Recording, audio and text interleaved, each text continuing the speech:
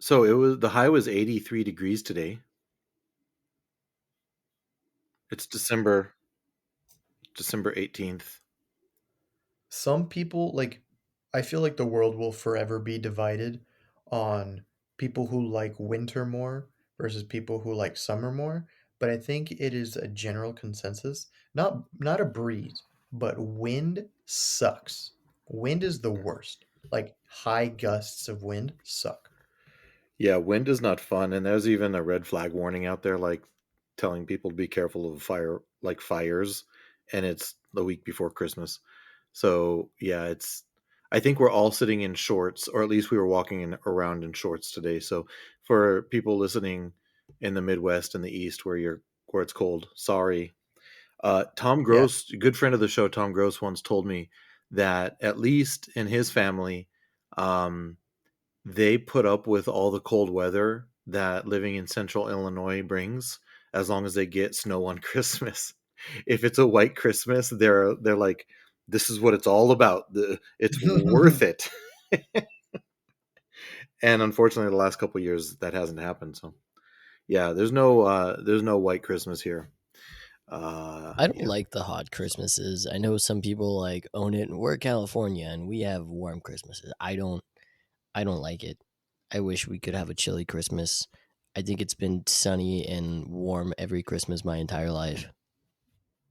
It does seem to. I mean, what would you want though? Like, because you're not going to get snow clearly, but like, what would you just No, but just be cold, give me a you know? temperature though? Like, Give me low 60s in the 50s.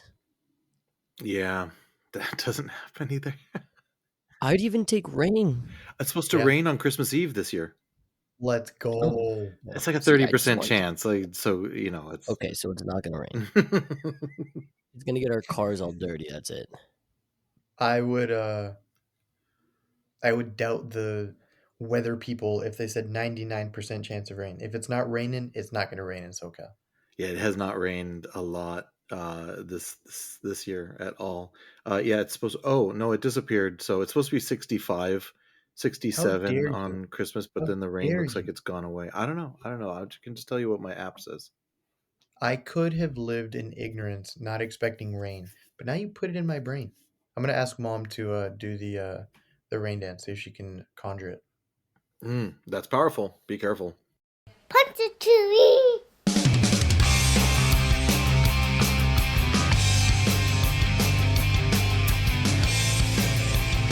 What's up, everybody? Welcome to another episode of the ColbyCast, where we dive into movies, 21 gigawatts! TV, Sometimes I'll start a sentence, and I don't even know where it's going. I just hope I find it along the way. and everything in between. Well, I don't know how you get a podcast, but you should look into it. I'm Colby, and I'm joined by my two awesome sons, Caleb I don't know how to tie my shoes. and Luke. I never shut up. Together, we're your friendly neighborhood pop culture nerds, here to share our thoughts on Star Wars, Marvel, the latest entertainment news, and maybe even some sports. You believe in miracles? Yes! So grab a piece of cake Cake! Everybody loves cakes. and find a comfy spot on the couch, because this is your place for community and conversation about pop culture and storytelling. What an incredible smell you've discovered. We're going to talk about the Skeleton Crew, episodes 3 and 4 today on this episode. I was fortunate enough to have been invited to join Greg McLaughlin and Greg Cass on the Rebel Base Card podcast to talk about episode 3. So thank you guys for having me on. So I feel like I sort of have a, I had an opportunity to chew on episode 3 a lot last week, even though we didn't record about it, but I'm excited to hear what you guys have to say, because we really haven't talked about it.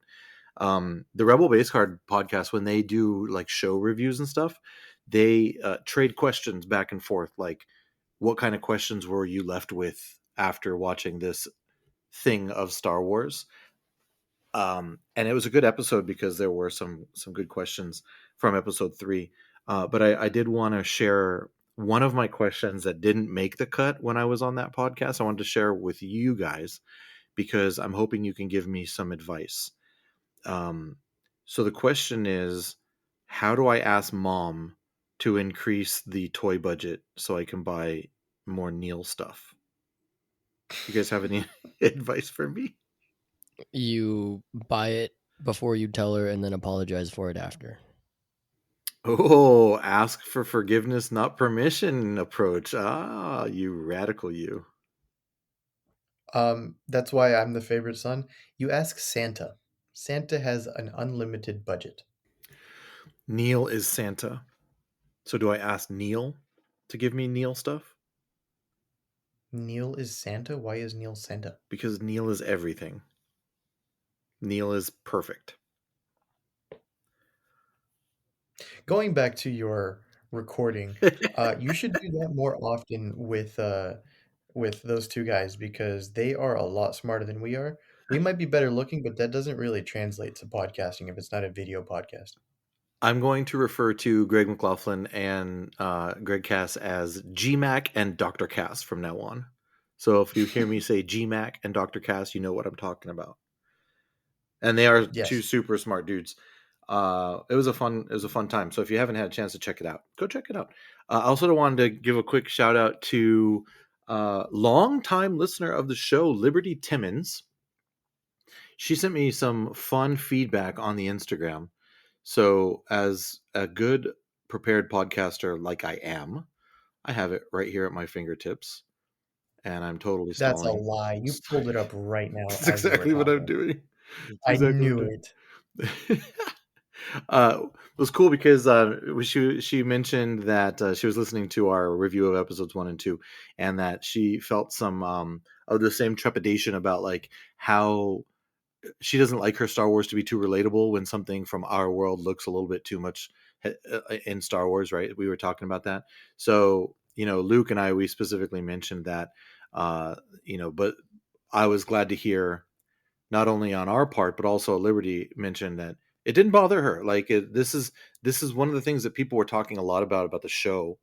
Like, this is Star Wars suburbia. This is going to take me out of it, but it really hasn't. And Liberty mentioned that as well, and she did also say that she was in your school of thought, Luke, where she is liking it way more than she wants to, just sort of like you mentioned. So, um, one question that she brought up, which was I think very interesting, was the fact that Wim's mom is missing, like gone, right? Like she's not in the picture. Does it have something to do maybe with like the funky At Attin vibes that everybody's getting? Like it's too perfect of a society. So droids are running the place, everybody has their job. Like, do you think that, this is a completely speculation on our part. We have no idea what's happening, but do you think that her being out of the picture, maybe she was trying to get off planet, maybe she was trying to set the status quo? I really liked that idea. I could see that. I mean, Wim is clearly an adventurous kid. We'll get to it at some point, but he doesn't seem too eager to get back home, and he really likes the adventure. So he gets it from somewhere. Doesn't seem like he's getting it from his dad because his dad seems kind of like a stiff. That was my thought exactly. Like he's definitely not getting that adventurous spirit from dad, so maybe it was from mom. So anyway, that was a really cool idea, and then it made me think of Fern's dad is sort of at the same situation. We don't know the status of Fern's dad; he hasn't been mentioned, but we've only seen Fern's mom. We've seen every parent for all four of these kids, um, but we haven't seen Fern's dad, so it's safe to assume maybe he's not around. And could he be missing because for the same reasons? And is it something bigger? So I don't know. Just a real cool idea. So Liberty, thanks for reaching out. And I always love it when listeners drop me a line. I love to share their thoughts and their opinions with you guys to get your feedback as well. So we appreciate everybody that listens to us do our weekly rambling about all this different stuff. So Caleb, you look This like you is have something very important to say. Oh, I always have very important things to say, but they never come out the way I intend them to. So bear with me. This isn't my thought or theory, but to play devil's advocate, what if she is the reason why droids are running everything? She's not in the picture because she's like the man in the chair, you know? You mean what if she's the supervisor? Ooh. Yeah. because it keeps talking about this supervisor person, right? And nobody seems to see the supervisor. What if it's Wim's mom? Why not? I like it. I mean, it's interesting because they made a point of writing a line where Wim brings up mom, right, from the first episode, where he's like, "Can you read me a story like mom used to?" I don't know that. I mean, maybe, again, this is irresponsible speculation, but maybe they No such thing. do. Yes, there's. Do they plant that seed if they don't want to water it down the road? I don't know. We'll see. I guess time will tell. Yeah. So episodes 3 and 4, we're here to talk about it. Episode 3, they get off of Port Borgo. They get out of the brig. We actually now have spent 2 weeks with this crew, but haven't had a chance to talk about Jod and Jude Law. He gets them out of the brig. He gets them out of Port Borgo.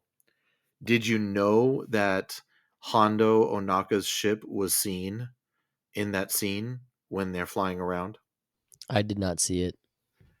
It's a blink and you'll miss it kind of situation. I'll have to show it to you, but yeah, it's very small and it's like down on the lower part of the screen. You can see it twice, and then also you can see in a different part.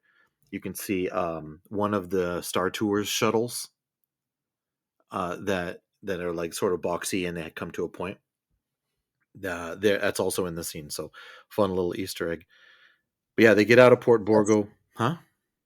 That's super cool. But the only thing I could think of was like the skull place in like the Marvel universe. You know what I'm talking about? Gave you a Yeah, super vague statement. Nowhere. Yeah, I love There you that's go. such a cool place. So you're That's the only getting thing I Nowhere could think vibes of there. from Port Borgo? 100%. Yeah, I like that. That's cool. And we also get to meet Kim, the librarian owl on an observatory moon.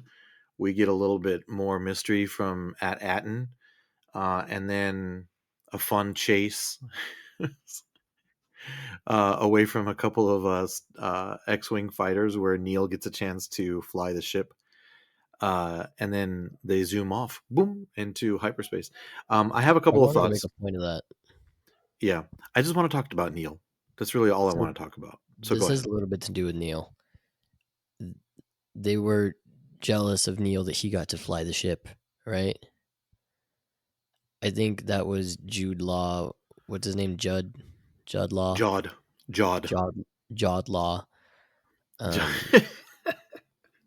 I think that was him being like, yeah, I'm going to make these other 3 children try to kill other people. And this little elephant thing isn't quite ready for that. So I'm going to let him sit in the chair and play pilot for a second while the other children kill people. Okay. They just I'm so glossed glad you over brought. that. No. I'm so glad you brought that up because I wish I had written down the line, but I didn't. He literally says something to them to the effect of like, just make them stay away. He doesn't tell them to shoot at them. He says something really quick. I'll have to go back and look, but he Yeah, makes but a he point just of being put like, don't a kill gun. people. He just put a gun into their hands and said, yeah, just, I know you've never shot this thing before, but don't try to kill any people because you're children and you shouldn't be killing people. But here's a Are you weapon. are you troubled by that, or is that I bothering think you? it's great. I think it's great. I think more like, imagine if the Goonies were armed, you know? Imagine how much more fun that would have been. No, I don't know if I would call that fun, but I see what you're trying to do here. Speaking of that, there was a scene earlier in the episode when they're trying to get away from Port Borgo and they're in that little shuttle thing, where Jod had commandeered a blaster at some point, right? And he put it down on the seat to try to fly the thing, and then Neel goes and picks it up. Did you catch that? He starts Yeah, staring at the blaster in his hands. they also hand him the blaster at one point and they were like all weirded out by them holding it. Well, I think I mean, he's a 10-year-old and essentially old holding a gun. So yeah, but I remember you saying something about you looking forward to seeing Neel, like shoot someone or whatever. So maybe they're hinting at this. Well, at least they did in the third episode, not so much in the fourth. But yeah, Jod is not responsible. Well, Luke, weren't you saying that if Neil had husks, he's lucky he no. Your exact words were something along the lines of like if he Neil is lucky he doesn't have tusks or I'd poach him. Isn't that what you said? Yeah, that's exactly what I said. I said not only would I poach him, but I would turn his tusks into ivory keys.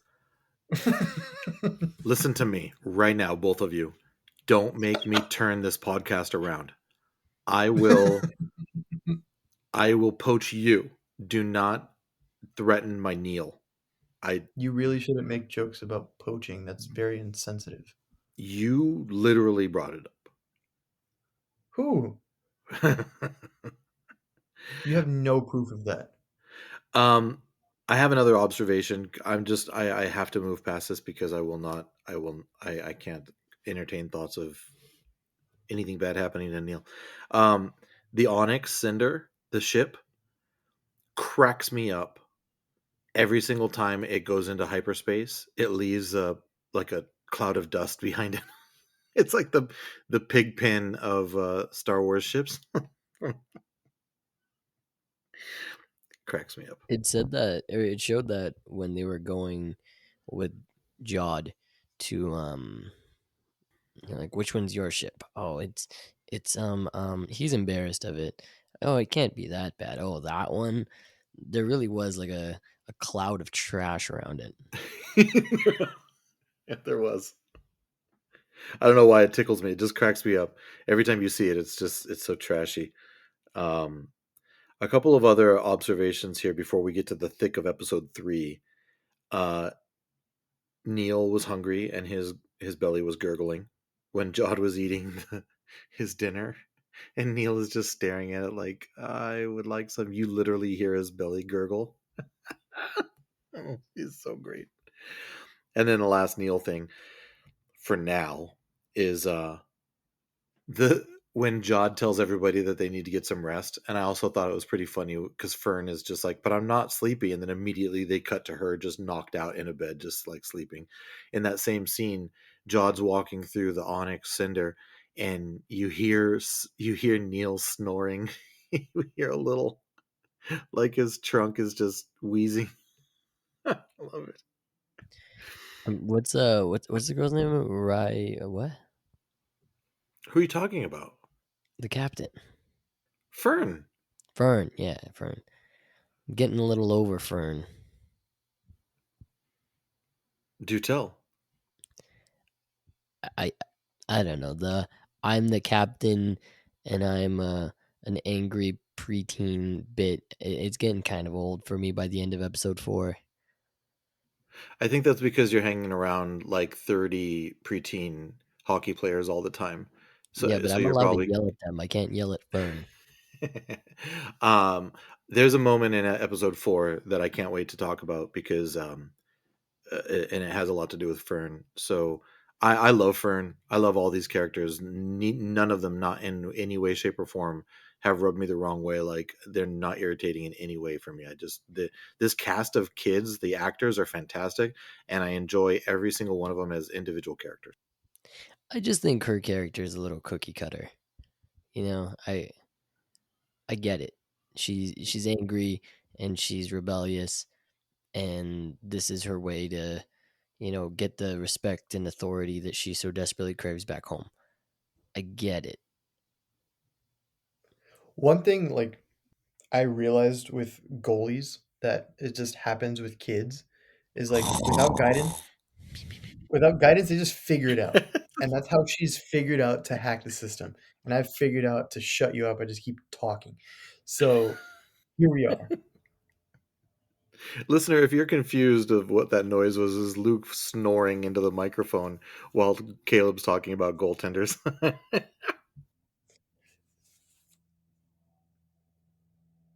I don't want to talk anymore. I'm just kidding. No, kids just figure it out. If they throw spaghetti at a wall and it sticks, they just keep doing that thing, you know? So she's figured out that in this fear that she has, in this situation that she's found herself in, she just keeps saying she's a captain and things just work out.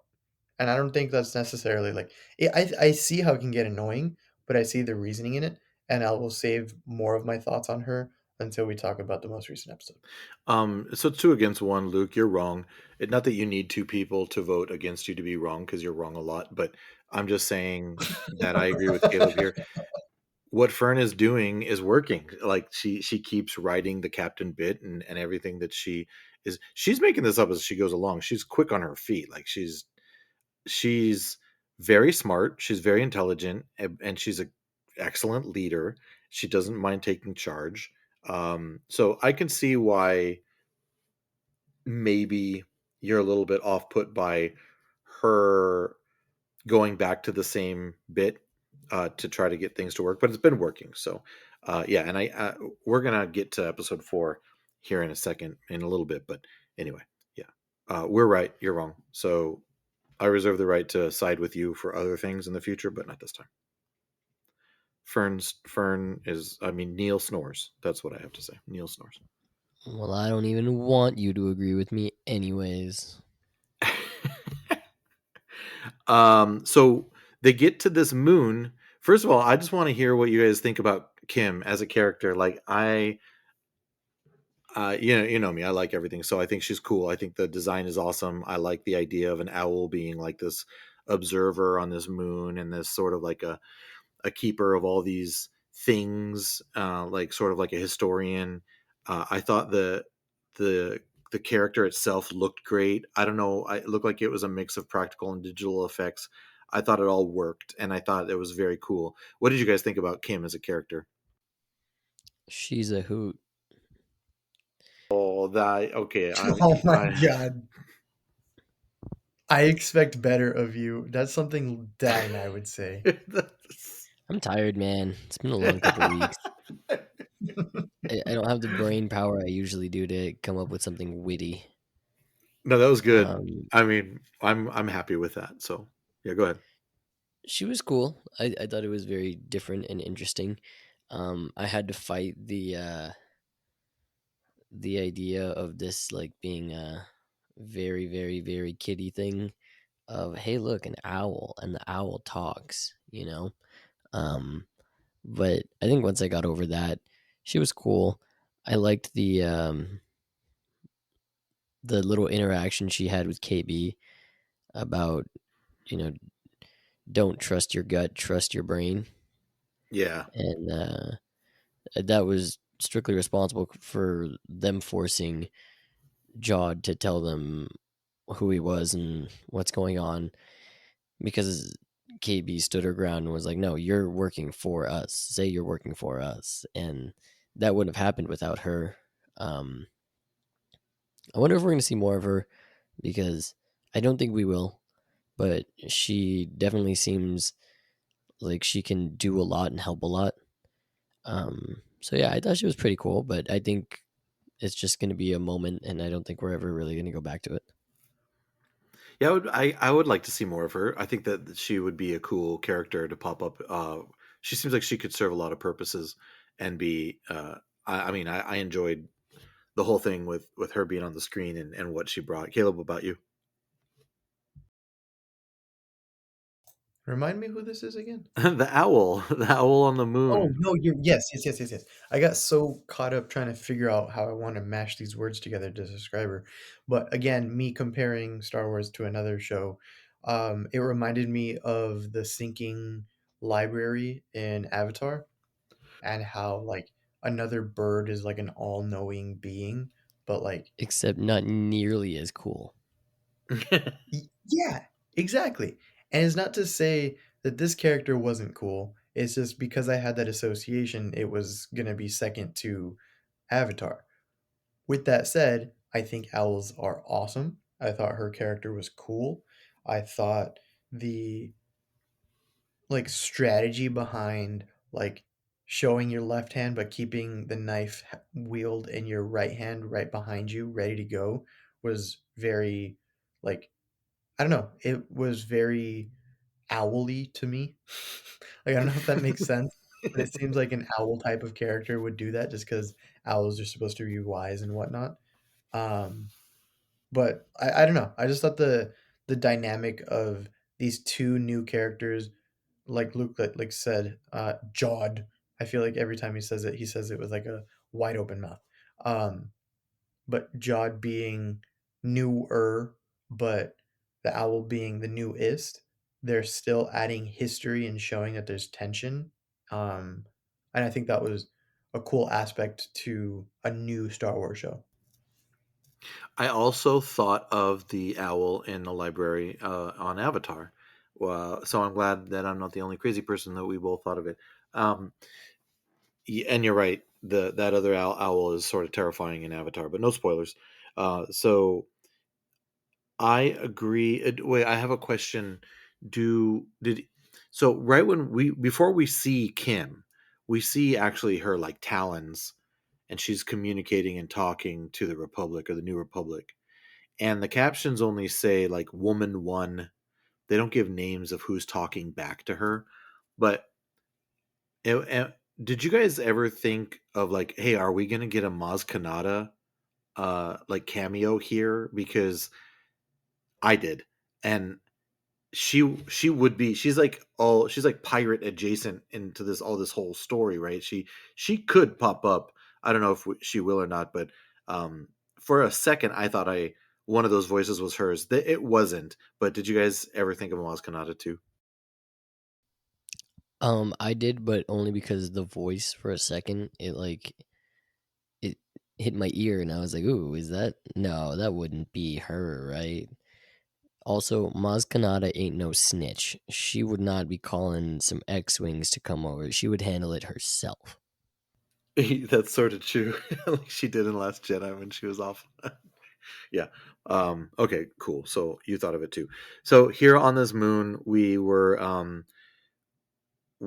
learned a little bit more about At Attin, and first we learned that these kids have no idea about the entire civil war that occurred with the whole basically everything we know about Star Wars. These kids don't know about it because they name dropped a couple planets. They're like, oh yeah, we learn about planets in our school, and they name Coruscant and they name Alderaan.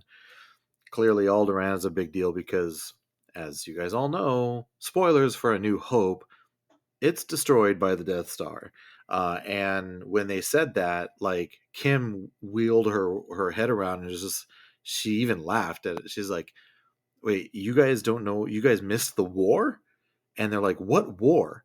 So not only is that Atten not on any charts, can't be found, but it is seems to be completely disconnected from on purpose or not on purpose. I don't know. Disconnected from everything going on in the galaxy. What do you guys think about that dynamic? Because that excites me. I think that that's very cool. What do you guys think about it? I think it's cool, and then especially once they start going into the other planets and stuff, the at whatevers. Um, I think that's where it gets even more interesting. It goes back to why is the planet the way it is, and that's really interesting. And I wonder a little bit, like where did they start and when did they stop? I think that's the big thing. When did they start to separate themselves, and when did they stop teaching stuff? Like clearly they know about Alderaan and the Jedi, and they have um Republic credits and stuff, so they have connections there. But is could this be like when Order 66 occurred and the Empire became a thing that they just completely separated themselves, or could that have been from before that? I think that's probably the most interesting thing in all of the show to me. Okay, so to latch onto that, and you talked about having the Republic credits, that's where I also think it's very interesting because they're in the time of the New Republic. I do think that people in the New Republic call the New Republic. But before Order 66, before Darth Vader, before Palpatine, Emperor Palpatine, and all that, it was the Republic, right? So we're talking about the prequels. People weren't calling it anything but the Republic. But then we also have the High Republic era, and we have the Old Republic era. But the people in that era wouldn't be calling it the High Republic. They would still just be calling it the Republic. So they keep on talking about these Republic credits. So I'm also fascinated by the question you brought up. If they think that if they don't know anything about the Empire, what part of the Republic do they think they're in? Right? So, I mean, do we get an answer to this? I don't know. Is it going to lead to further stories? I don't know either. But I think that that's super, super interesting. Caleb, where do you come down on all this? I hope we get more history to it. I don't think there's any reason they don't, because there's a lot of things that, like, different avenues they can go down and talk about. But I think the most interesting is why certain things are the way they are. Why is there an exact replica of, like, this series of planets? Like, they explain that they're like decoy planets, but why are they so drastically different? Like, it to me, it's like At Attin is like the intellectual, quote unquote, planet, versus what was the one that we were just on for this episode? At Akron. At Akron, Yeah, like was more Akron, of like the Ohio. just, yeah, That's where exactly, LeBron just James brute is force. from, the greatest basketball player of all time. Michael Jordan is not from Akron, Ohio. I knew that was coming. Um, yeah, I just feel like At Akron is much more just like brute force, war, and then they have this, like, I don't know how to describe the supervisor's room. I didn't think it was gonna look anything like that, but now it's like these like spires in this cobblestone area. Like, I don't know. Well, I think they slow your should roll there, buddy, for a second, because you're getting into episode 4. We haven't exited episode never. 3 I yet. will never slow my roll. I will press on the gas harder. Um,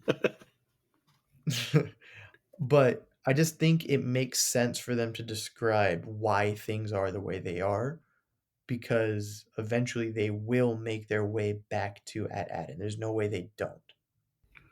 Yeah, I agree.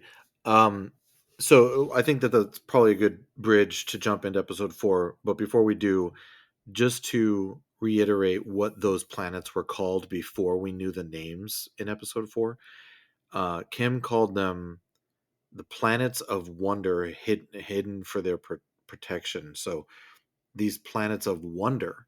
So like, but they've all been destroyed except At Attin. We got the visual of that map, or I don't even know if it was a map, but it was like some kind of a tapestry with all these different planets. And At Attin is the last one to survive, but it's hidden and it's become legend. And then the last interesting thing I thought was when Kim saw Fern's backpack and saw the emblems on her backpack, and identified them as Palmerish numerals on Proto-Republic artifacts. There's a lot of words, but that seems to me that those symbols are very, very, very old. So the fact that At Attin is giving top students, that kind of an emblem is very, very interesting to me. So let's get into episode 4, because yeah, it gets into a lot of the stuff that you were just talking about, especially there at the end. They come out of hyperspace. Immediately I started noticing, like, oh, there's a whole bunch of ships, like wreckage of ships around this. And I figured we weren't going back to At Attin already, but I wasn't so surprised when they got to this new planet that it wasn't At Attin. What was surprising to me was that, like, it's basically an exact replica of At Attin, but something terrible has happened there a long time ago, because we see trees grown up and it's basically in ruins, and we see that this has now become sort of a war planet with these two factions warring back and forth. So also, one thing I noticed was that it was surrounded by what looked like this nebulous gas, which is what Kim explained in episode 3 had been hiding could be one of the reasons that At Attin has been hiding from everybody else. So they land. I thought it was very funny when the kids are exiting the ship and they tell Jod, like, no, you're staying here. You work for us, remember? And then they told 33 to go into babysitting mode. And he starts talking about, come back on the ship, baby. Don't make me count. I just love the tone of this show, and it's those kinds of things that bring the levity and the fun to an otherwise could be, children in danger kind of a situation. It goes right into it. Like, the pace of this episode goes pretty quickly. Like, they go from place to place to place. Just give me your general thoughts on episode 4, since it's all fresh in our mind because it just came out a few hours ago. Where do you guys come down on the episode 4 and where we're at now, what we learn, what worked for you, what might not have? Go for it. I didn't love it. It was okay. Interesting. I don't know. It was cool. Don't get me wrong, it was cool, but it's sort of. I think with a story like this, it's really hard not to be cliche because it's inspired by so many other iconic stories, and it's following a pretty straightforward storyline. And this just sort of felt a little too generic for me. I don't know.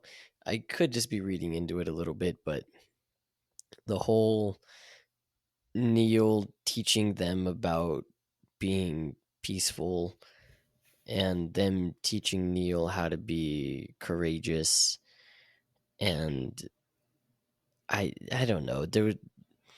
It felt a little too. It didn't feel forced, but it just felt a little cliche. See, and that's what worked the most for me in this episode. So it's interesting to hear you say what you say, because I love the idea that Neel comes from this other place and introduces a different way of thinking just to one character, though. So he's not like standing up and giving monologues or speeches. He's just being himself and talking to, I believe her name is Hannah, and gives her another way of looking at something. And I think that really, really, really worked for me. What about you, Caleb? I I don't know. I see Luke's points very well, but I think you very much stacked the vote against him because you told me who the directors were. So I had higher expectations and understood um sort of what the story they were going to tell because who did you say the directors were again? So forgive me for not knowing their last names, but they refer to them as the Daniels because both of their first names is Daniel, and they directed Everything Everywhere All at Once. And before you go on with your thought, Caleb, I just have a question. Luke, have you seen Everything Everywhere All at Once? I have not. Yeah, watch that movie. It is incredible, incredible. And I know Caleb really likes that, so I did tell him that the Daniels who directed that movie directed this episode. So I apologize, but I think I already framed your like you said, like your expectations were set because of that. Yeah, and then like I looked at you while I was watching it while Homegirl was jumping up on the frame of a door and kicking a a door in. Like I looked at that, I was like, that wasn't necessary. And then everything else after that just seemed like it worked pretty well for me. I don't know what changed in my brain, but it was uh it was a good episode. And again, I blame you for putting that in my brain, but I thought dialogue heavy and it wasn't just like I don't think it was cliche after cliche. I think it would have been super annoying if all of them were like, "No, we all need to be peaceful." But it took for Neel to step up both in his fear and like use his principles to tell this new kindness to a wars type planet, and then on the opposite having to use the wartime mentality to save his friends. Like, I just thought it worked because it was Neel, and I don't think it was out of character or cliche in that way. Yeah, I think it tracks for Neel. I don't know another character would have the same impact if they were to come across like that, because certainly not Wim, because Wim, the first thing he does is he picks up like a piece of metal and starts swinging it around like a lightsaber. So that kid is looking forward to shooting guns. He wants to find conflict and battle. And that's, I mean, that's him. That's fine. There's nothing wrong with that. He craves and seeks adventure. Um, KB maybe could make a case for peace. So that probably would have worked in my mind too. And I'm not so sure about Fern, just because Fern, I think, on the spectrum of adventurous, she trends more towards Wim than Neel. So I don't know. A couple of the lines of dialogue that really stuck out to me was when Neel said the really brave thing would be to make peace already. I just love the perspective of that, and then also when Hena says to him, "Your weakness makes you kind, and my world could use some kindness." It's, to me, that's all about perspective, right? He represented a new perspective for her, one that she had never come across, because how would she have come across it? They mentioned having some trade with off-worlders, but I don't think she's going to be sitting there hashing out the details of peace versus war with these people that are there for a transaction. But that's not Neel, right? Neel doesn't want to be trained. He doesn't want to go through what the other three were more than willing to do, which is pick up blasters and start shooting cans very poorly. So she thought she would impress him by going and taking him up on the roof and showing him that huge cannon. But there he is giving his food away to kids that he felt needed to be fed. Um, I don't know. I think maybe being who I am and where I am in my life, to see this young child advocating for something that is so brave as to be completely opposite of the surroundings that he's in, it really rung one of my bells. So uh, I found it to be really, really wonderful. Really wonderful. I also liked, I don't know, to me, I felt like watching this episode was almost like watching an episode of the Clone Wars, where you see these two different societies that are just stuck in this constant battle, and a new set of people are introduced. So like in the Clone Wars, it would have been like Anakin and Padme, or it would have been Obi-Wan, or it could have been, any number of Jedi. But they go in and they just present this new perspective and make a change. And I felt the way that this episode did it was really, really subtle. So anyway, I thought I enjoyed it. I thought it was very cool. And then Neel, like, well, we'll get to the SM-33 thing, but then him throwing that rock and then fainting at the end was just the perfect way to end it for me. I don't know. So thoughts? I see what you mean. My question is, what does that do for the story? Why does that matter? Are we showing these characters having this development and this change in their personality and the way they view things for the sake of making them go back home with a different perspective? Or why did they choose to do this? Is it because the directors felt like that was an important message that they wanted to tell a story about? Why? How is that going to progress the story? I don't feel. I 100% think that it's that perspective going back to At Attin and like shaking things up. That's the only Yeah, thing I can think of. Is I think that's the only logical thing. I agree with you, and I think that's that's okay. I just I would like for there to be a little bit. That's not a particularly new story, you know. Um, I think we've seen that a lot, and that's not a bad thing. But I think there's a lot of other more interesting things that could be shown or done. And if that's the direction they want to go with, that's fine. I just think that there's a lot more to tell. Like, I'm far more interested in the fact that SM-33 snapped at the end and tried to kill them. You know, like I see what you're talking about. Go ahead. I would rather see that sort of development in them than some moral switch in them where they're realizing new things about themselves by exploring other people's way of life. That doesn't scream pirate adventure to me. So I see exactly what you're talking about, and I think it's a very interesting difference that you bring up. What we see there, we have two things happening. The first, in my mind, and my comment to that is, um, there's character development and growth going on in this episode when we're talking about the Neel stuff, when we're talking about even Wim has a moment where he shows growth, and Fern big time shows a moment where she's showing growth. um KB solves issues. I don't know that she needs to do a ton of growing quite yet. We'll see. I feel like she had a really she shined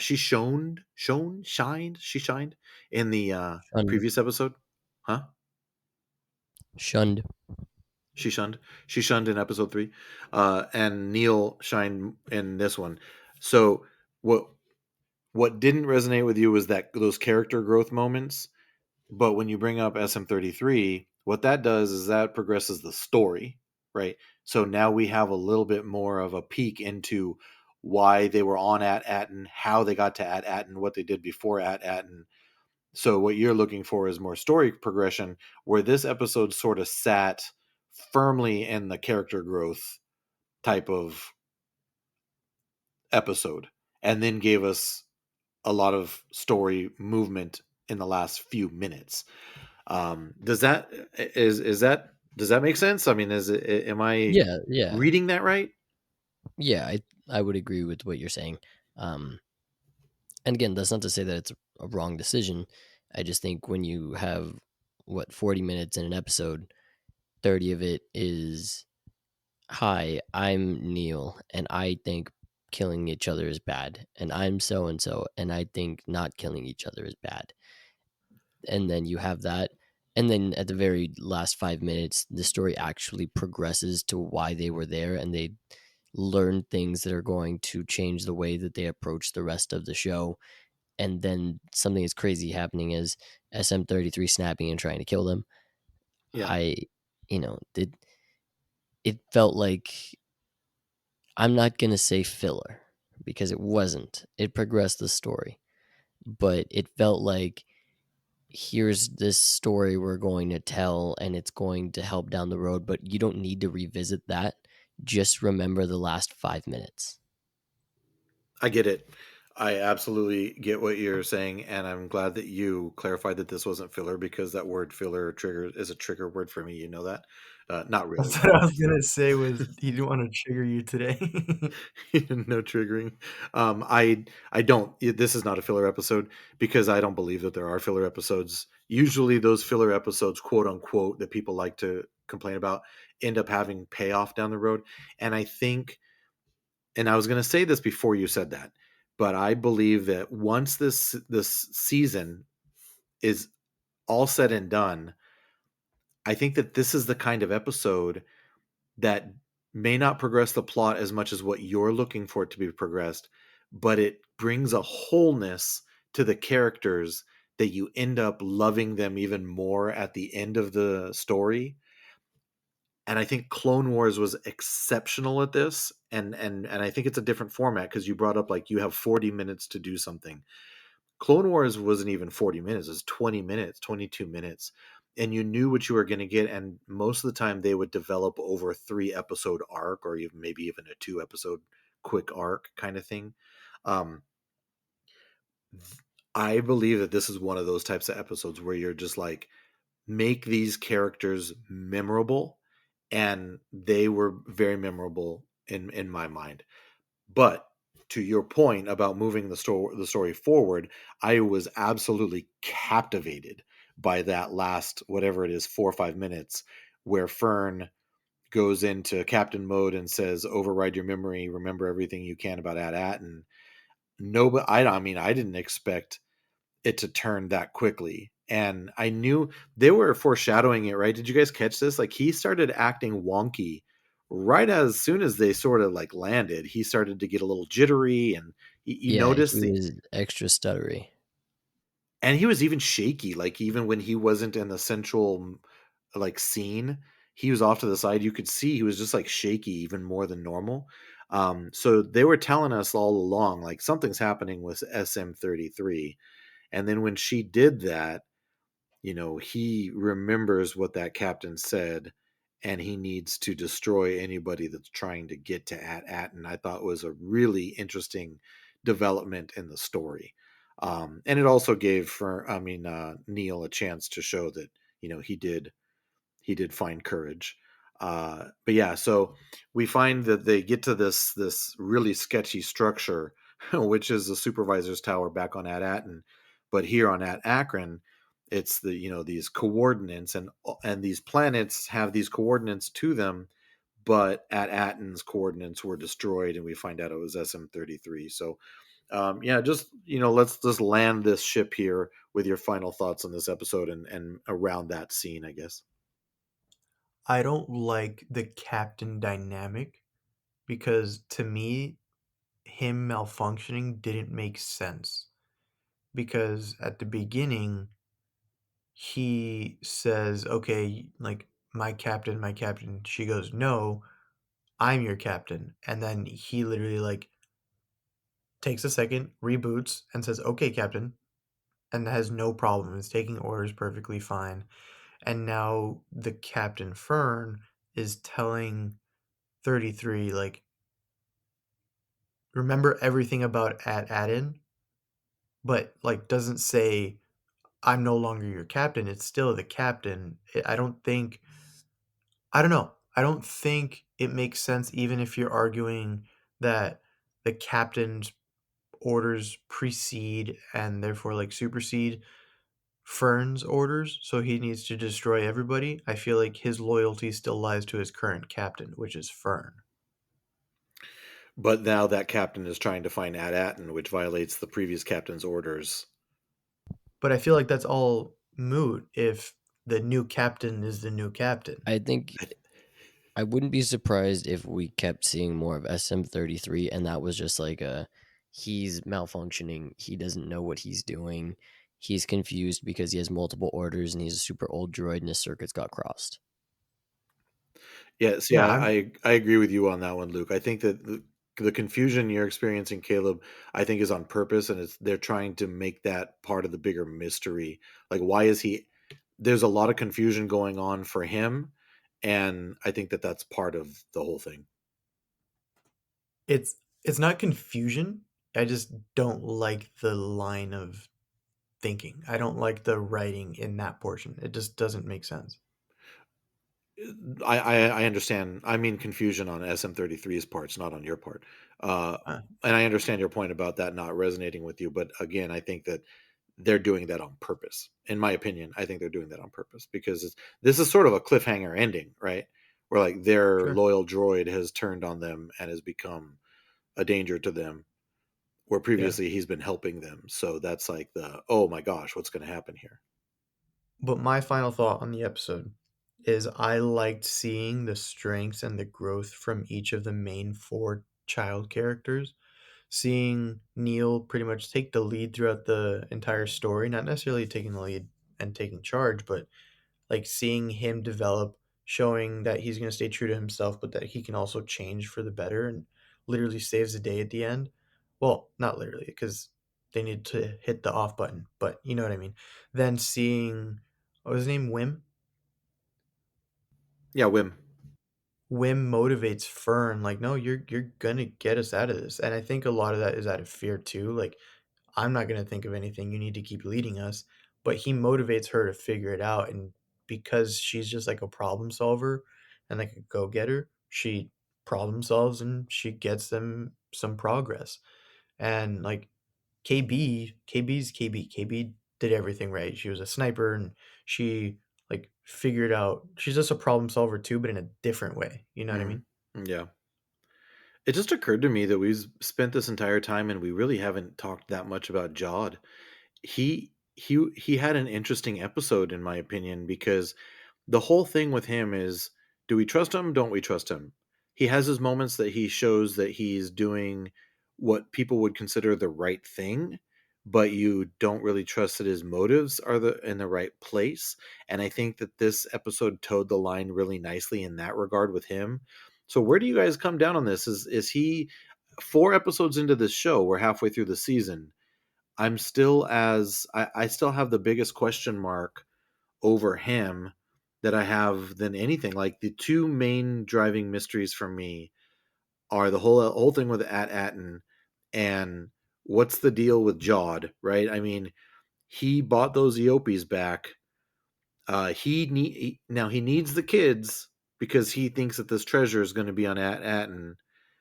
So that could be his ultimate um, motivation. But he seems to be doing right by these kids every chance he gets, right? I mean, he saves them. A real cutthroat pirate could have just left them with that band of Troik, figured out a way to get the coordinates to At Attin some other way. He has a lead with SM-33. So, what do you guys think? Yeah, and we also learned that he's not a Jedi. Um, Yeah, well, that's true. Wim learns that he's not a Jedi if it wasn't obvious enough. Um, yeah, I'm interested in him, and I don't really know where they're gonna go with him because it's tricky. There's so many moving parts and so many different characters, but I do think he is the most interesting part of the story, and I don't think they've spent a ton of time on him other than the stuff with Kim. So I hope they focus more on him going forward. A super interesting character. You mentioned Jod, and you mentioned um, how sus he is, and it made me think of the interaction he had while he was like tinkering with the items and then taking the gold, and how SM-33 glitches right there. Is like, there's a thief on my ship, and I think that justifies his confusion at the end a little bit more. So I don't walk back anything I say. I still stand by it, but I understand the glitch a little bit more.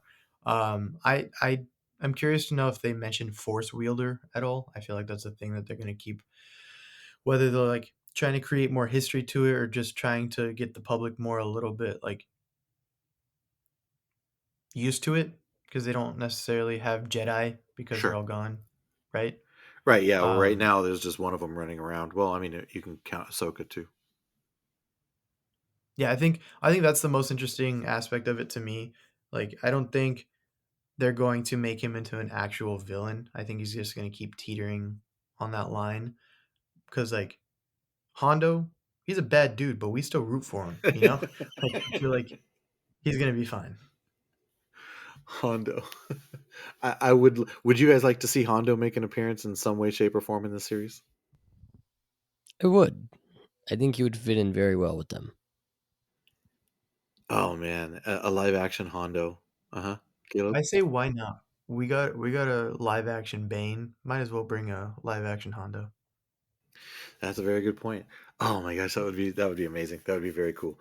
All right, cool. Yeah, I'm also very interested in Jod Nawood, aka. Oh, also one thing that we didn't mention in episode 3 was that we learned another alias that he goes by. So he's Captain Silvo, he's Jod Nawood, and he's also Crimson Jack, which is what Kim calls him. And if you guys know this or not, sort of a fun fact there. Crimson Jack was a character way back in the Star Wars comics of the late 1970s. They introduced a pirate named Crimson Jack. That was not canon. That's now been changed to legends. But in the current canon comics, Crimson Jack has made another appearance, and he doesn't look anything like Jude Law. And he also says, credit to Dr. Cass. I learned this on the Rebel Base Card podcast when I was there. Um, Crimson Jack mentions in one of the current comics that there's people around using his name, like trying to appear as him. So that's a little nod to that whole comic character, which I thought was That's pretty kind cool. of cool. Yeah, I like that. And I'm loving the show. Last thing before we sign off, 4 episodes in, halfway through, are you as excited? Have your feelings changed at all? Because we were all very positive, very looking forward to it after seeing the first 2 episodes. Where are you at with it now? Because I think this is a super consistent show where the quality of every episode, in my opinion, has been as good as the previous. And I just look forward to seeing more and more. So I'm eating up every minute of it. Give me all the Neel toys.